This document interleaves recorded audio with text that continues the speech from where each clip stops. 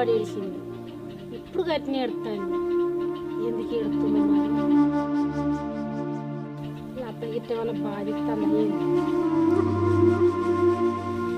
నేను పోతూ అన్నాడు అడిగి అత్త.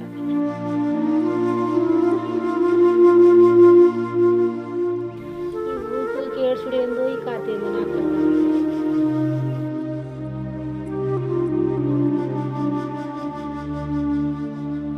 పూజ, ఎందుకు ఏడుతున్నావే? అమ్మ ఫోన్ చేసింది అక్క.